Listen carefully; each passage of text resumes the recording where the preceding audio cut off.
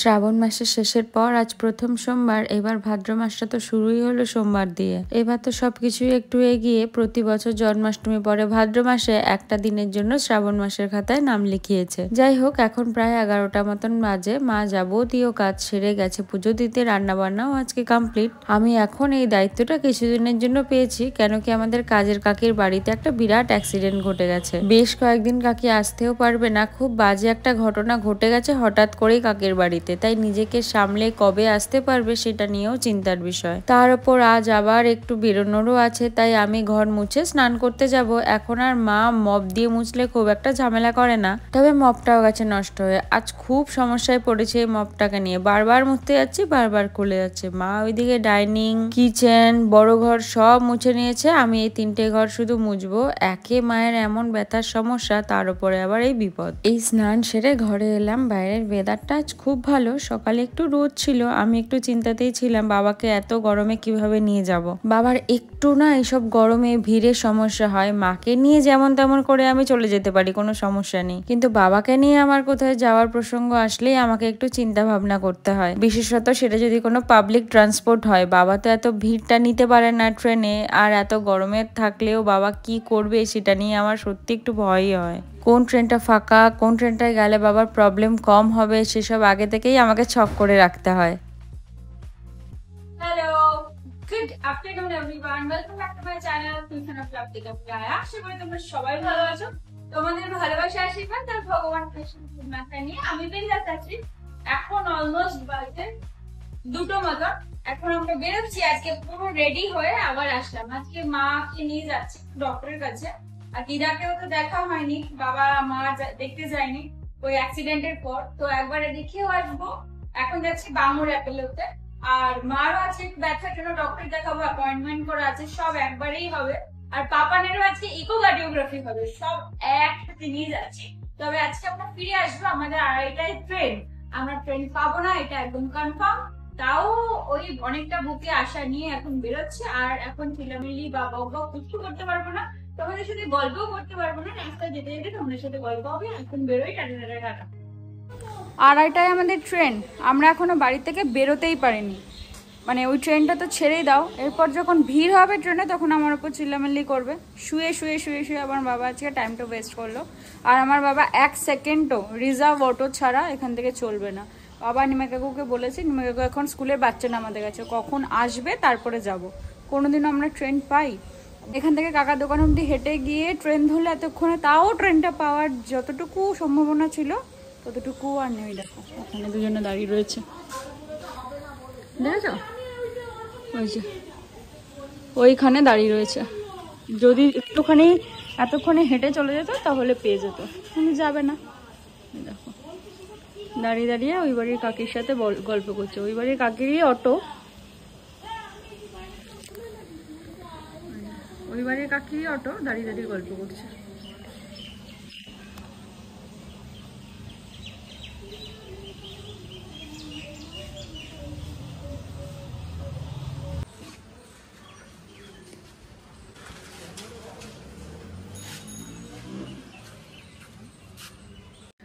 এখানে আকাশের পরিস্থিতি এখন এটাই, এক ফসলা বৃষ্টি যদিও হয়ে গেছে। এখন চিন্তার বিষয় কখন ঝমঝমিয়ে আবার নামবে, এমনি দেরি হয়ে গেছে। আর এখন বৃষ্টি নামলে তো পুরো চারিদিকটা কুয়াশার মতন হয়ে যায়। এমনি হাতে শর্ট টাইম, গাড়িও জোরে টানা যাবে না। তবে প্রতিদিন বৃষ্টি হলেও গরমটা কিন্তু একেবারেই কমে না। আজ পুরোই অন্যরকম, এত সুন্দর হাওয়া দিচ্ছে চারিদিকটা। যাই হোক, এখন শুধু চিন্তার বিষয় হচ্ছে ট্রেনের। এটা না পেলে বাবাকে নিয়ে যেতে হবে, আমার ভীষণ একটা চিন্তা। এই সময়টা যদিও ট্রেন একটু ভিড়টা কমই থাকে, তবুও শান্তিপুর, কৃষ্ণনগর, গেদে এই ট্রেনগুলো না 1 ঘন্টা পরপর থাকে তো। আর ওখানকার মানুষজনের ট্রেন ছাড়া, গাড়ি রিজার্ভ করে কলকাতার সাইডে আসা ছাড়া আর অন্য কোনো ট্রান্সপোর্টের ব্যবস্থাই নেই। আর রিজার্ভ করে গাড়িতে যেতে গেলে সময়ও লাগবে প্রচুর, আর ভাড়া তো ছেড়েই দাও। আর ট্রেনে যদি যাওয়া যায় তবে সময়টা ওই গাড়ির আশেপাশে হলেও খরচের কথা তো মাথাতেই আনা যাবে না, মাত্র 15 টাকা লাগে। এই তোমাদের সাথে গল্প করতে করতে আমরা প্রায় স্টেশনের কাছাকাছি একটা রেলগেটে আটকেছি। তবে আশ্চর্যজনক এটাই যে এই যে ট্রেনটা সামনে দিয়ে চলে যাচ্ছে এই ট্রেনটাই আমরা ধরবো, তবে এখনো নাকি গেটে আটকে পড়ে আছি। এই গেটে একটু ভিড়টা কম থাকে আর ট্রেন গিয়ে মেন লাইনে কিছুক্ষণ দাঁড়ায়, তাড়াতাড়ি গেটটাও তুলে দেয়। আর এখান থেকে মেন লাইনে যেতে সময়টাও একদম কম লাগে। তবে কাকু যদি জোরে টেনে পৌঁছে দিতে পারে তবেই হবে সবকিছু ঠিকঠাক। তবে কেমন রিস্কের ব্যাপার বলতো, এই সময়গুলোতে বোঝা যায় যে এক একটা সেকেন্ড কতটা ইম্পর্টেন্ট, মিনিট ঘন্টার কথা তো ছেড়েই দিলাম। ফাইনালি আমরা ট্রেনে উঠতে পেরেছি। যেই ট্রেনটার জন্য এত কষ্ট করে এত কিছু করা, সেই ট্রেনেই উঠে বসেছি। ট্রেনটা পুরো ফাঁকা, এই কারণেই আমি এই ট্রেনগুলো প্রেফার করি বাবাকে নিয়ে যাওয়ার জন্য। আর উঠেই বসার সিটটাও খুব ভালো পেয়ে গেছি। তবে একটা জিনিস জানো তো, আজকে বাবা মা দুজনকেই খুব দৌড়াদৌড়ি করে ট্রেনটা ধরতে হয়েছে। বাবা উঠে জাস্ট দাঁড়িয়েছে, সঙ্গে সঙ্গেই ট্রেনটা ছেড়ে দিয়েছে। আর সৌভাগ্যবশত আমার জানলার পাশেই সিটটা পড়েছে। আমি একটু চাইছিলাম এই জানলার পাশে যেন পড়ুক, কিন্তু এটা এক্সপেক্ট করিনি যে সত্যি সত্যি পড়ে যাবে। বাবার একটু দৌড়ে ট্রেনে উঠতে সমস্যাই হয়েছিল, এখন বয়স হয়ে গেছে তো এখন কি এত ধকল নিতে পারে। মাকে নিয়েও যে বলি কোনো চিন্তা নেই, যত চিন্তা আমার বাবাকে নিয়ে। তবে একটাই ভালো জিনিস যে উঠে বাবাকে আমি বসতে দিতে পেরেছি, না হলে একটু সমস্যাই হতো। আর যেহেতু এখন লেডিস কামরাটা একটু বাড়িয়ে দিয়েছে, তাই অনেকটা দূরে দৌড়ে গিয়ে তারপরেই আমরা উঠতে পেরেছি, কারণ বাবাকে নিয়ে তো লেডিসে উঠতে পারবো না।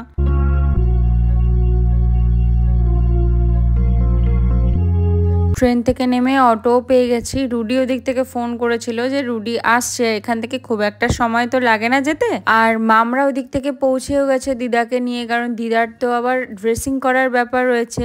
তবে তাড়াতাড়ি এসে খুব একটা বেশি লাভও হতো না। আমাদের টাইম ছিল 4:05, আমরা ওই 4:07-8 এরকমের মধ্যে পৌঁছে যাব। আমাদের ডক্টর দেখানো কমপ্লিট, রুডিতেও গেছিল। আমি রুডির সাথেই ব্যাক করছি। ওইদিকে মা, দিদা, মাম আর বাবা ওই অটো করেই বেরিয়ে যাচ্ছে, কারণ দিদাকে তো অটো করে নিয়ে আসতে হয়েছে। তো আমি বললাম ওই অটো করেই তোমরা একেবারে চলে যাও, আবার আলাদাভাবে কেন যাবে। আমরাও বাড়ির উদ্দেশ্যেই রওনা দিয়েছি। তবে পাপানকে আজকে আর আমাদের নিয়ে আসতে হয়নি, কারণ আমরা একটু আমাদের ডিসিশনটা চেঞ্জ করেছি। পাপানের ইকোকার্ডিওগ্রাফিটা থার্সডে করানো হবে, কারণ আমরা যেই ডক্টরকে দেখাবো ঠিক করেছি সেই ডক্টর যেই ডক্টরের কাছে ইকোকার্ডিওগ্রাফি করার জন্য রেফার করেছেন উনি এই মুহূর্তে প্রেজেন্ট নেই, উনি 12টার থেকে প্রেজেন্ট ছিলেন।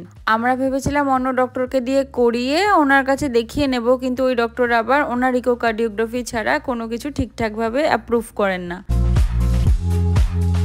যাই হোক, এখন আসলাম আমরা এই নিতাইয়ের মিষ্টির দোকানটাতে। এখানে না দই বড়াটা এত ভালো করে, আর আমার মা বাবা দুজনই এই দই বড়া খেতে এত ভালোবাসে। আমি তো এই ট্রেনে যাব বলে ট্রেনে নিয়ে যেতে পারি না, আর আজকে যেহেতু এসেছে তার জামাই তো তাদের খাওয়াবেই। আর এমনিও আজকে সোমবার, আমরা আমিষ কিছু খেতেও পারবো না, তাই জন্য রুডি একবারে ভাবলো যে যাবোই যখন বাড়িতে আমরা একবারে দই বড়াটা নিয়েই ঢুকি, নাহলে আবার আলাদাভাবে বেরোতে হবে ওকে। তবে এই দোকানে দই বড়াটার টেস্ট একদম মারাত্মক। আমি দই বড়া যদিও খাই না, তবে এইটা যে দইটা মশলা দিয়ে দেয় ঝুড়ি ভাজা দিয়ে খেতে আমার খুব ভাল লাগে।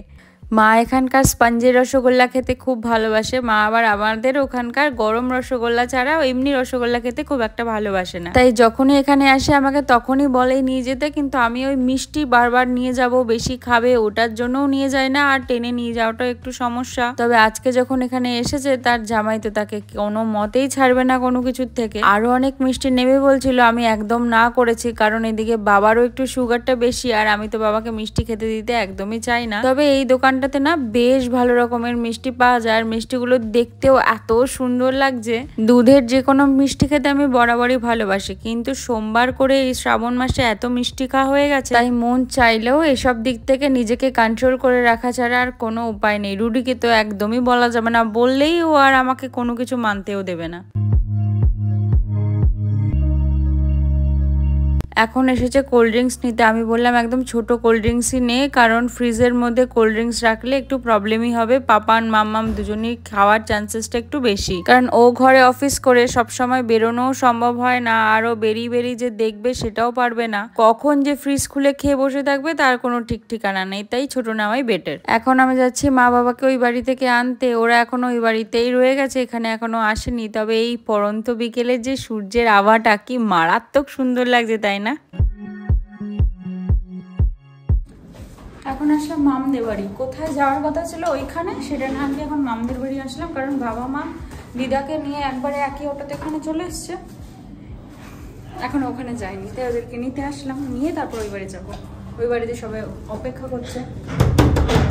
এখন প্রায় অলমোস্ট 8:35 মতন বাজে। আমরা এই বেরোলাম, বাবা মা টোটো করেই চলে গেছে, ওদের উবের টোটো বুক করে দেওয়া হয়েছে। রুডি আমাদের যাচ্ছে স্টেশনে ছাড়তে, ওকে কতবার বললাম যেতে হবে না, কিন্তু না, ও তো গিয়ে একবারে সবাইকে ট্রেনে তুলে দেবে তারপরেই আসবে, দায়িত্ববান জামাই বলে কথা। আর আমি এইবারই আসার পর কোনো ক্লিপ নিতে পারিনি, কারণ বিভিন্ন রকম কাজে একটু ব্যস্ত হয়ে গেছিলাম। বাবা মা, পাপান, মামাম বিভিন্ন রকম কথাবার্তা বলছিলেন, ওদের কিছু জিনিসপত্র দেখানো হচ্ছিল, তাই আর তোমাদের সাথে সেই ক্লিপটা নেওয়ার কথা আমি বেমালুম ভুলে গেছি। তবে সকালে যে কারণটার জন্য আমার এত চিন্তা ভাবনা, বিকেলে সেই একই কারণের জন্য এত দেরি করে বেরোনো। সন্ধ্যার দিকে বেরোলে তো একদম বাবাকে নিয়ে আমি যেতেই পারতাম না, ওই আগের বারের মতন সিচুয়েশন হতো, তাই একটু দেরি করেই বেরিয়েছি। তবে এখনো যে কতটা ফাঁকা পাবো সেটা নিয়েও একটু চিন্তার বিষয়।